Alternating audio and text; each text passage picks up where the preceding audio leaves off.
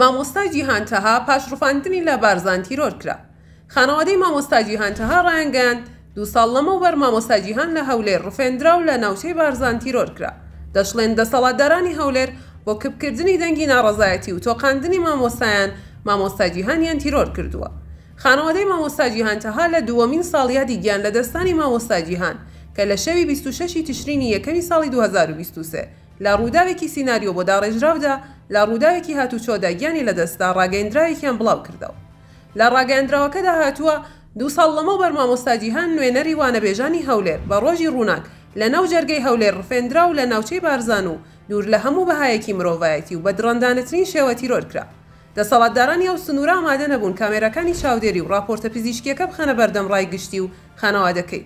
ئاماژە بەوەش کراوە بەر لە گەیشتنی خانەوادەکەمان لە ئەمریکاوە بە هەولێر تەرمی مامۆستا جیهان زۆر بە خێرایی بە خاک سپێردراوە. هەروەها دەسەڵاتدارانی هەولێر بۆ کبکردنی دەنگی ناڕەزایەتی و تۆقاندنی مامۆستایان و خەڵکی هەولێر مامۆستا جیهانیان تیرۆر کردووە و دوای تیرۆرکردنی هەولێر بۆ هەمیشە خامۆش و بێدەنگ کرا.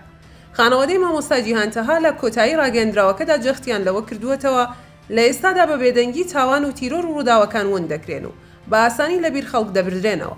ئەمەش نیشانەی زەنگێکی مەترسیدارە و هەرێمی کوردستان بە ئاقارێکی زۆر خراپتردا دەبات.